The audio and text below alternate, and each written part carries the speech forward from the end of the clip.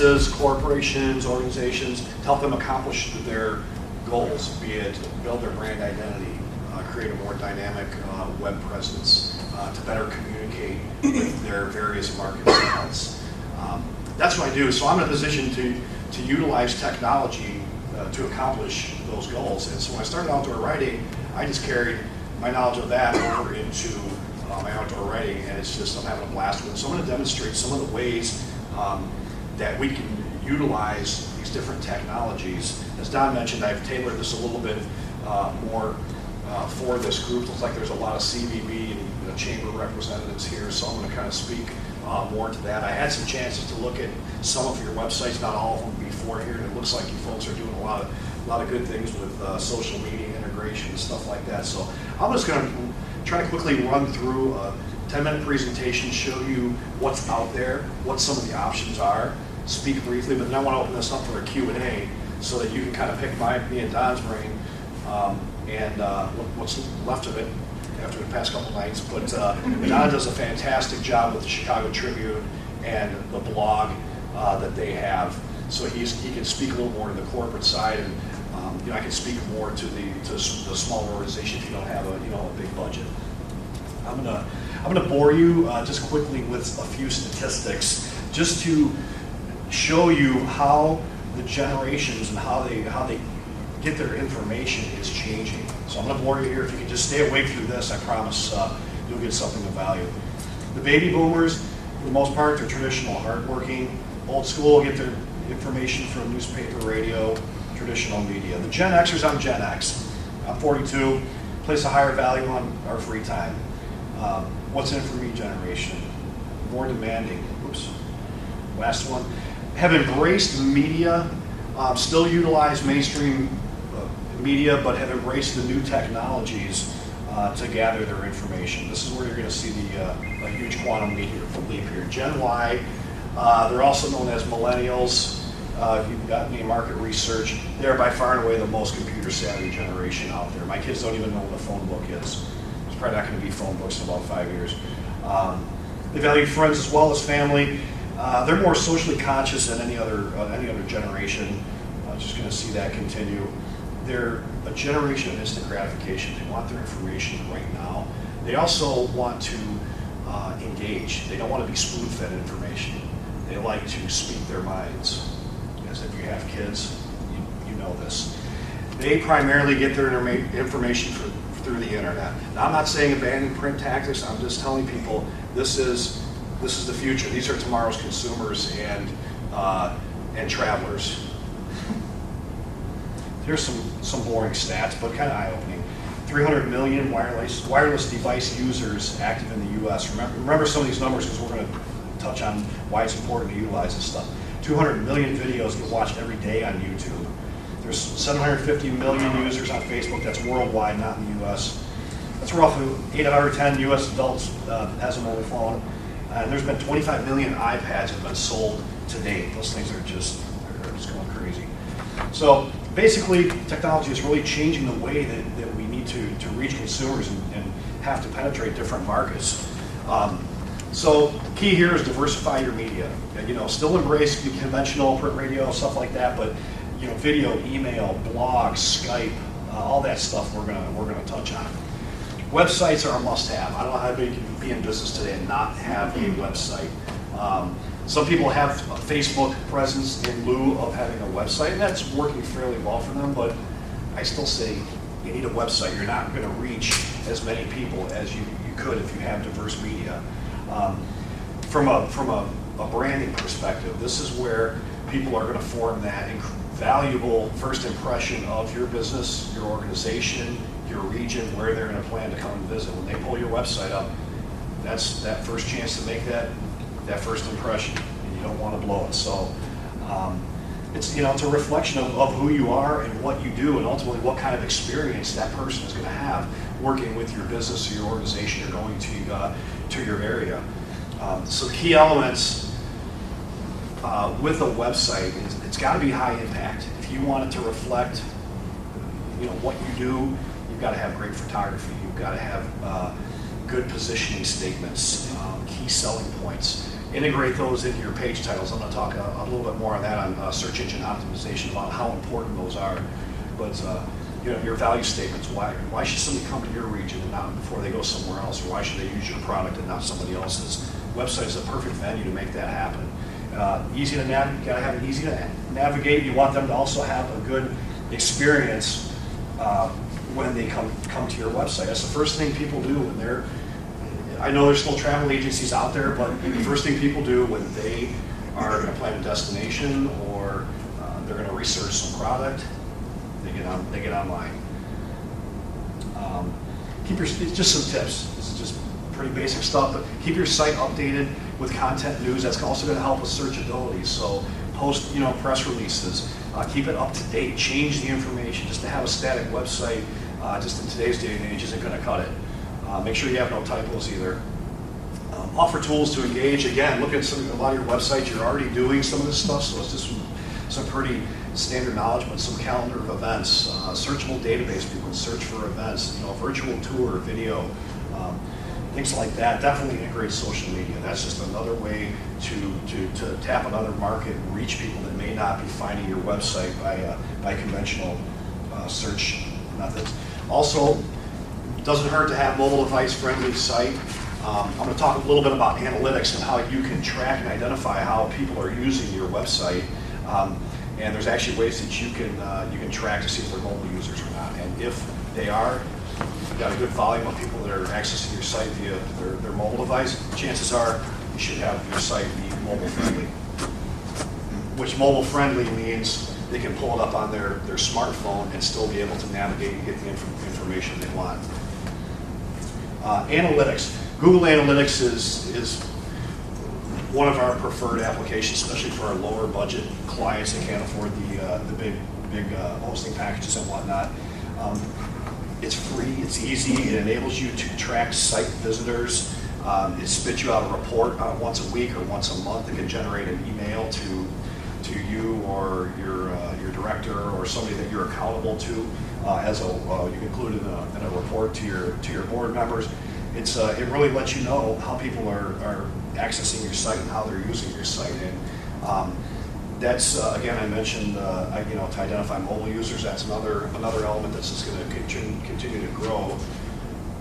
But one thing from a more private marketing and PR perspective is it lets you plan future site development. So by tracking your website and looking what people are using and what they're not using, you're going to be able to build a better website and improve upon the visitor experience. So if somebody's not going somewhere, then it doesn't make any sense to put time and manpower and energy into maintaining and or developing that section of the website. So pretty powerful. Some blogs are another fantastic way to engage people. Again, it goes back to, are they right for you? Do you have the time to do it? I'm going to demonstrate just a couple tactics that I use that can really compound the amount of exposure once you kind of engage in social media, which is my next topic, social media. How many people here actually are on Facebook or using Facebook pages? Okay, just about everybody. So just the obvious. It's easy, free. You can build a loyal fan base, friends, family. There's different options, obviously, as far as becoming utilizing some of the social media. But you want to make sure that it's right for your organization. I see a lot of companies out there that they're not engaging anybody because they're just posting boring content. I'm going to talk to you about a few tactics that you can use to kind of diversify what your posts are to help engage your fans. Some of the most popular social sites out there: Facebook, Twitter. LinkedIn is more of a business-oriented platform. I'm on LinkedIn with a lot of my clients. You can create profiles, and it's not the day-to-day, hey, I'm doing the dishes and this is boring type of thing. How many people are on LinkedIn? Okay, so you know the drill. And then YouTube. YouTube has revolutionized the way that we share video with people. It really is. It's easy. It's free. It's amazing. We'll talk about that here in a second. Some do's and don'ts on social media. Again, I just spoke about varying your posts. If you have some news going on, post that. photos, events. Just try to mix it up a little bit so you just don't have, you've been to fan pages where it's one boring topic after another, nobody's commenting, nobody's sharing or engaging. So you want to try some different things like host a contest or ask people what their shared experience or what was their best experience of your product or your region that you represent. Post questions. Utilize videos, any resource links. Really become a kind of a portal to share as much information as you can.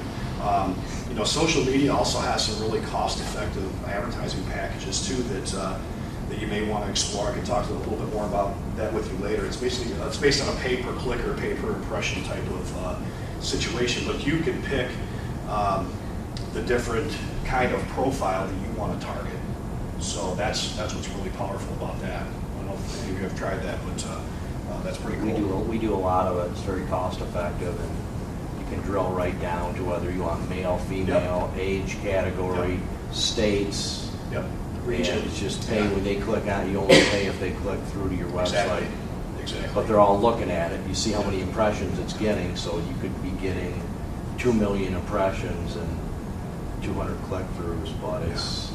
And that's the great thing about from us as businesses, the Facebook craze. People, they're just putting all their stuff right out there for the world to see. So we can dial right in and target them. So it's pretty cool. I can talk to you after this about that. The don'ts, just try not to do it, overdo it with constant sales and try to be in their face. You also need to be mindful that Facebook has some restrictions as far as kind of how some of the having sales and contests and things like that. So I don't have the different kinds of Facebook pages. I have a personal Facebook page that I use. I have a lot of business clients on there. I have my outdoor writing on there. That's just one place to go. I don't have a fan page per se. Once I can dedicate that time to my outdoor writing, then I'll probably want to do that. But for now, it makes sense.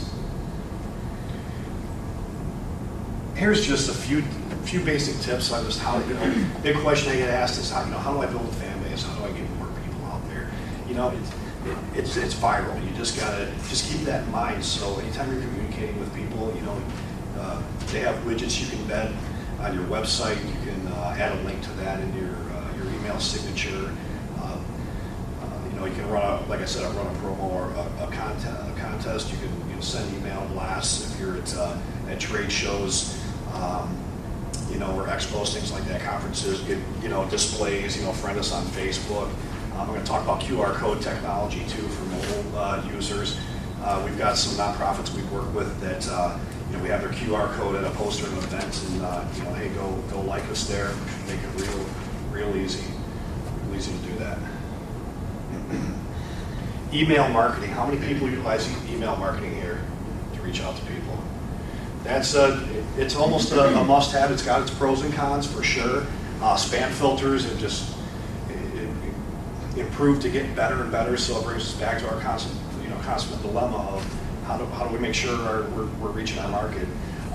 But stay diligent with email blasts. There's constant contact. There's a lot of third-party options that are out there. What I like about my email database is I know it's an opt-in process, so I know I have a list of people that have a higher perception of what I'm sending them. I know they're going to read it, so it's not spamming them. They can always opt out at any time, but it takes time to build those. And those are quality lists, and if you can do it right, it's just a great way to proactively communicate with people and drive them back to your website. That's kind of what I use it for. Third-party options, I mentioned constant contact. There's a ton of them out there. That's probably been the most user-friendly, and they got a pretty in-depth reporting system. An up-and-comer that's free is MailChimp. Go take a look at that if you don't have an email blast application and you want to try that out. Go take a look at that. I haven't used it personally, but I got a lot of people that are raving about it. Best part here too is it's accountability. You can look at your click-through, your read rate, spits out reports, tell you how many people actually opened it. If you're using analytics to track your website, you can drill down, and once you figure out how these programs work, you can find out if somebody clicks when you blast a newsletter out at a certain time, find out how many people are clicking from the newsletter right into, say, an article on your website. So if you post 3 features, keep them simple too. I usually just use this is just a sample of mine. A headline, 20, 30 words, and then a link. I'll read more. So keep them very simple, but accountability is key, especially if you have a higher power in the corporate world that you're reporting to. That's a good some good data to have. Who knows what this means? Search engine. Search engine optimization. You're going to hear that more and more and more. It's been around for a while, but there is so much competition on the internet that there's a lot of companies are out there, and this is one of their driving objectives, that optimize your site, your website, for better search results with search engines. Get us at the top when people search. We want to be there. I'm just going to share some tactics. Like I said, there's companies that offer that. We offer that at our firm, and I have kind of a package that goes along with, in conjunction with our website development costs. But there's some companies out there that are just promoting this specifically, where they'll pitch you on creating a mirrored site or having a dedicated phone number, or where they can actually track leads. And the accountability is fantastic, but to me, the costs that are invested in that aren't really worth what kind of the results that I've seen people get. So what I do is I share some really basic tactics. I usually charge people for this, but I'm not going to charge you guys today. So, Google. I'm going to use the G word quite a bit here. It's absolutely amazing, and most of this stuff is really simple, and it's really free. Number one, make sure you have indexable, searchable content. That's the core basics. Keep your site up to date, fresh. I think I already touched on that earlier. Get creative with page titles. A lot of these search engines actually pick up page titles more so than they focus on the site content. Google recognizes up to 17 characters. Now, when I say page titles, I'm talking about the little bar right up at the top of your browser there. I hate when I go to a website and it says homepage, contact us page. That you're missing an incredible opportunity by doing that. That's a fantastic place to use your value statements, your positioning statements, your selling points. What do you do better than other people? Try to get creative with those, and really it's going to help your searchability. Excuse Google, me. Yes. Can you just give us an idea? I mean, just like pick a topic where it says get creative with page titles. Pick a topic and give us an idea of what you mean.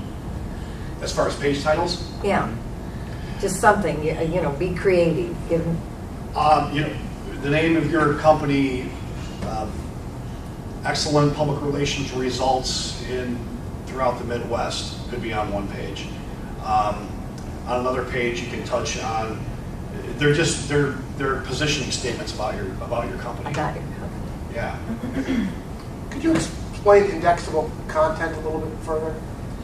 Really, when we have like a search function, a lot of them will utilize like a Google. Right. But to have, if you're going to use some kind of a search function on your site, it has to be indexed so that the search function knows to read Where to that. find within It's your site. searchable, indexable. I kind of just use those terms interchangeably. You'll see a lot of companies will develop Flash websites. They look cool, they look great, but you have to definitely use some different tactics because you don't have any of the content that the search words they're going to get picked up on. So these are all. There's no one remedy that's going to be the cure-all, but these are all just little things that you should do that are going to increase your chances to come up a little higher. Now, we do use Flash and like banners and things like that, but you just need to be mindful of how you use that. Google tools. You can actually go into Google. There's a little sub menu within Google. Create a Google account. Get a Gmail. Get your company at gmail.com, and you'll have access to all kinds of Google tools. They're free. You can use calendars to help with internal communications with your team. But you can go to Google Places and create profiles. You put in this is one of our clients, a urology office. You can put in your hours of operation, some value, a description of the organization. Again, a great place to put your value statement, and that's going to help tremendously with people that are utilizing the Google search engine. Google Places and Google Maps is another one. You can go to Google Maps and actually just put your same thing, put your address, phone number, contact information. That actually helps too with that. So if you get pulled up within Google, you guys have seen this, it'll show a little map, with where your business is at. You click there, people can get directions. So really cool little tactic. One thing you want to look at too is if you have the luxury of having a budget to work with, a company like us or a web provider to outsource that, is to look in developing a site in an SEO-friendly platform. WordPress, has anybody heard about WordPress? Anybody familiar with that? It's a very powerful content management system that is incredibly search engine friendly. The clients that we've migrated over from standard HTML into WordPress, they've skyrocketed as far as their search results. They're just dominating. So something like that would really serve you well. I'm going to touch on some basic other kinds of technology. QR codes. This has been mainstream in Europe for years. But how it works is you take your mobile device, has a scanner on it, has to have a scanner on it, you hold it up, you guys can do it, and you click on that, and it asks you, do you want to go to this website? You click yes. You can also implement you set it up where it works with text information. So you'll see some product labels that may have nutrition ratings or data information on that. You can just scan it, pull it up. It's pretty cool technology. How it's practical and we're using it is, again, I think I mentioned trade shows where people are out and about. Sometimes I see it in magazines and whatnot, but it's more targeted towards the mobile market. So people that are going to access your information, your website,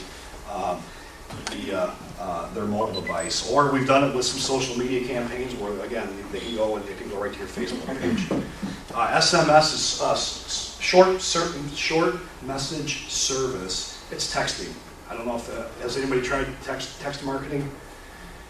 It's an opt-in process. It's got sets of challenges. It's pretty cost effective, but again, it's like an email. It's tougher than an email database. You're trying to get people to give up not their emails, but their cell phone numbers now, and so that has its sets of challenges. And there's some things that you can do, on a retail level or some entertainment venues.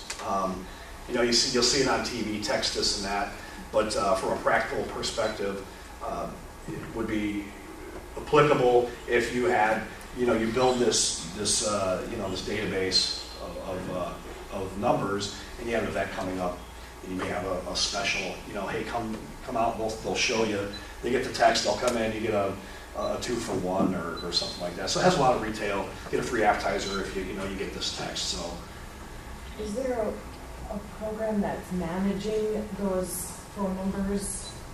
Yeah, there's a. Or are you putting on a? For Yes. instance, we have sometimes these big events where we have these rallies, Mm-hmm. and we want the next portion of the event is coming up, and so we had wanted to kind of. The people that were already registered, if they gave that up, so we can keep them up to date throughout the day. Yep. But other than loading all of these, I don't want to say strangers, but, filling up our phone, is there something that would, like a file that would send it out to them? Yeah, we don't offer that service, and that's just, there's a ton of third-party companies out there. I've got a handful, some reputable ones I can share with you, and that's what you do. You pay a initial setup fee, and then it's like, a couple cents per text. You buy them in bulk. You can buy 1,000, texts per month, and as your list grows, you can gobble those up. So that's kind of how that works. But same thing. It's all accountable. You can tell people clicked on it and used it and whatnot. So, but I can talk to you more about that after this. Those are really good for younger audiences. Mm-hmm. Instead of a lot of Yeah, for sure. Sure. Again, it's targeting the mobile users, no doubt about it.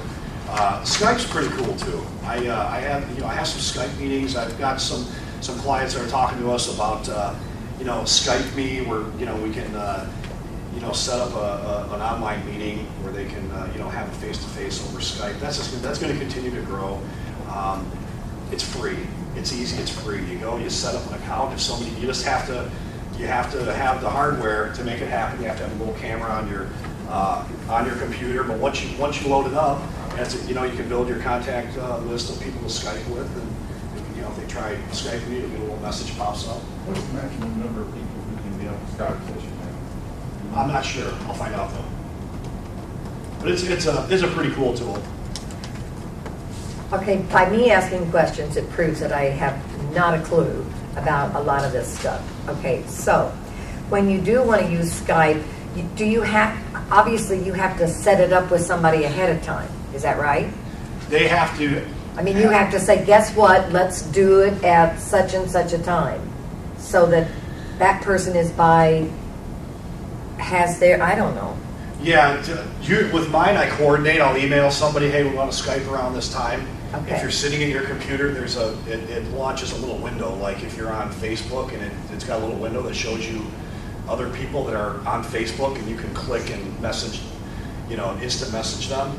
Skype works the same way. It'll pop a window up, and you can see if somebody is there, and you can click on them, and then it'll dial them. It's like making a phone call. And so you could have like 4 or 5 people.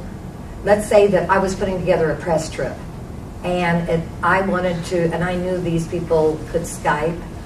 Could I use it that way? And I could be talking to 4 people at once, or not?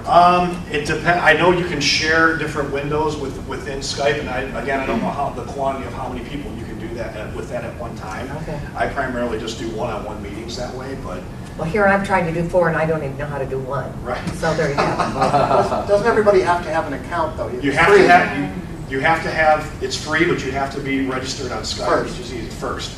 So your people you want to communicate with have to have a Skype account. And it's how like, do you it's do like that? a phone call. See, you go to Skype. I'll show you after this. You go to Skype and you sign up an account. So it's real simple. It's like making a phone call, and it's free. So What kind of equipment do you have to have on your computer to Skype? they used to have the little phones that you click, or the phones, the little camera, little ball that you click on top of the monitor. But the Macs come with them installed. A lot of the computers now are starting to come with the little camera that's going to view you sitting there. So, and then the person on the other end can see you as well. So How new it, like, you obviously you just have to check with the laptop you have to see if it has the technology on there to do it. it has to be Skype compatible. Okay. They're talking about they're coming out with phones, home phones that have Skype capability on them now. So pretty crazy, and mobile devices too.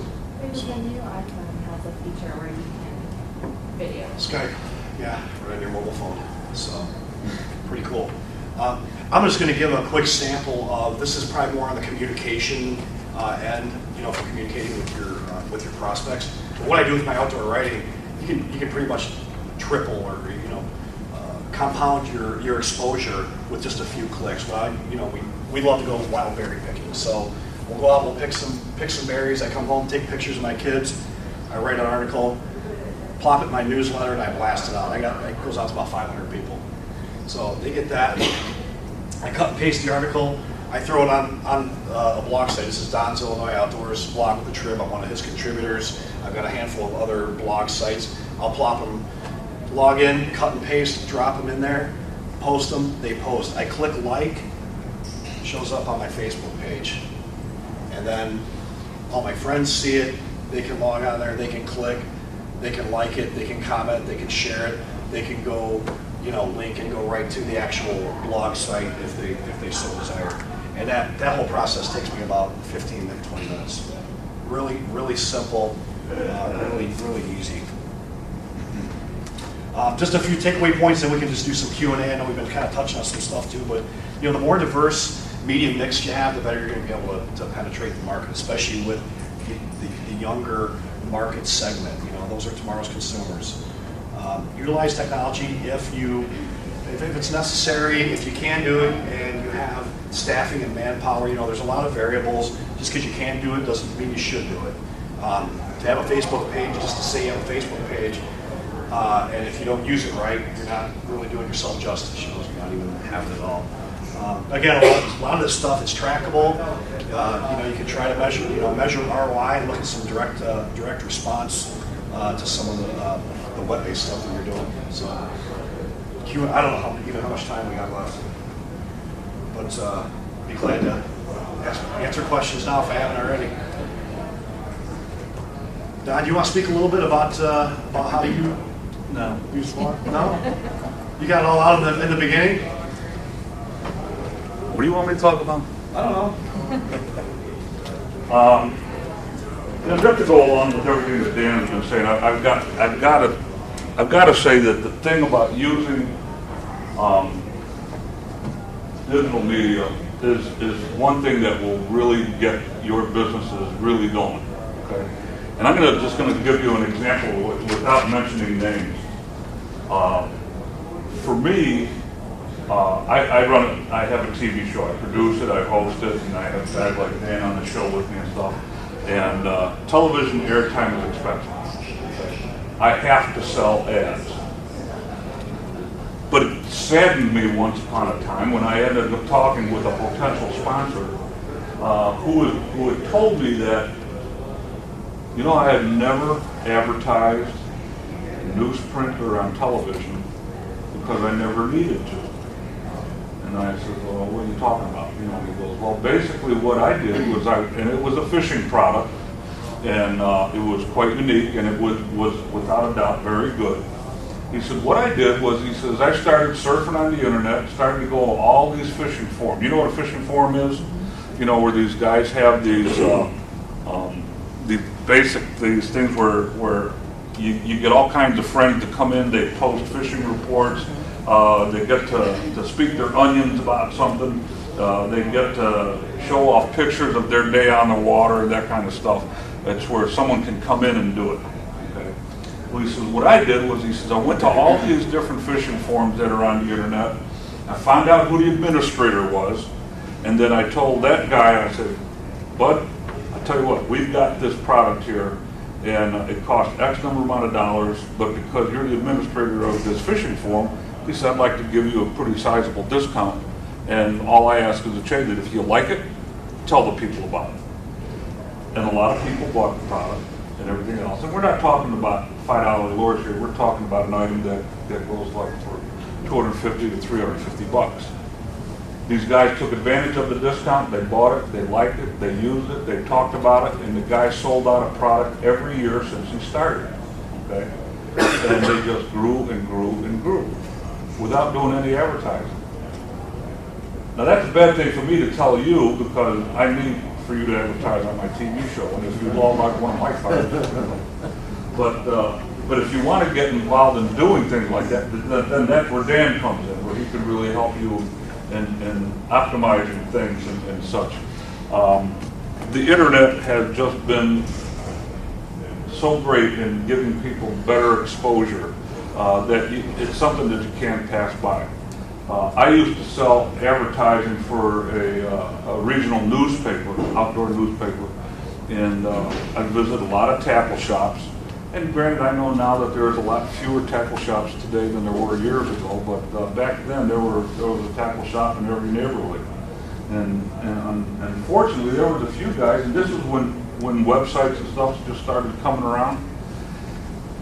And it made me scratch my head, when I'd say, well, why don't you have a website? Because people don't really go into their phone books anymore. And let me just, let's say, try to prove my point here. I don't know what it's like in your neighborhood, but in my neighborhood, years ago, we used to get a phone book that was this big, and it was that thick. Do you remember those? How big are they today? They're about that big, and they're about that big, okay? And about a quarter of them is filled in with nothing but ads, all right? But look at the internet today. Everybody, if they say, well, I need to, you know what, we're gonna go fishing tomorrow, we need to get some bait. Let's go over to the Berwyn Bait and Tackle Shop. Let's go on to what? Berwyn Bait and Tackle Shop. Huh? Oh my gosh. All we need to know is, you know, what time do they open, because we want to leave early. The guy doesn't have a website, all right? The thing is, you don't have to have an elaborate website. You do need something. And I'm sure almost everybody here has one. And the reason that you probably already realize is that they're important, and you do need them. But the trick is, now you got to start working on how do you make it better, how do you get more people to see it, how do you get more people to keep on coming back. I used an example, did I use it already today, about the grocery store? Not to this group. Not to this group. I know I used it earlier. With my blog on Chicago Now, what we did was we created a new group on Facebook that was just for the bloggers.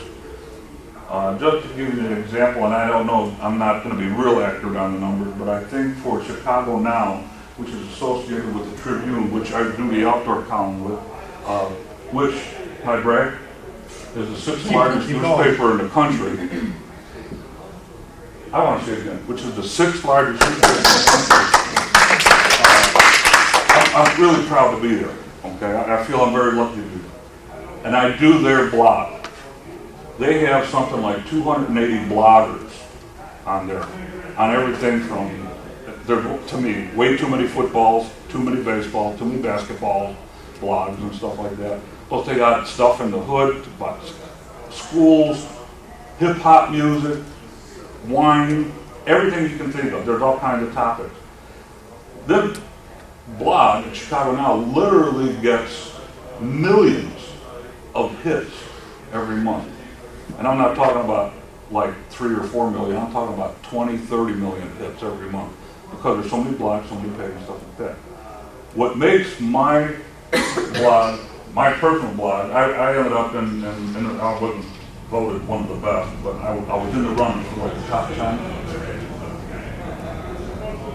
What makes my blog good is I put a lot of posts on it. Not long ones, I do a lot of short ones. I keep it very updated all the time. It's constantly changing. On our personal bloggers Facebook group, somebody said, my stats are like terrible, you know. And the guy that runs it basically told them that, here's what you do. You go into a grocery store to buy a gallon of milk, and you open up the refrigerator, and there's no milk there. Well, you close the door and you walk out and you go someplace else.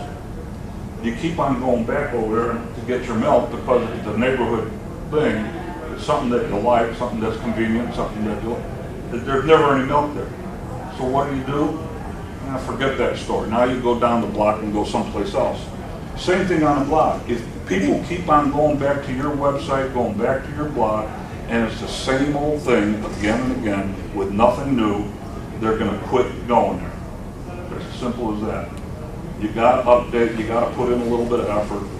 And when I say a little bit, that's all it takes, is just a little bit, you know. So that's my story, and I'm sticking to it.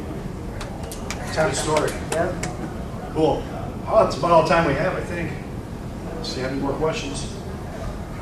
I'll be glad to sit with you individually too, and we can pull up some websites and pull up your website and give you any free advice you want. So, thanks for coming in.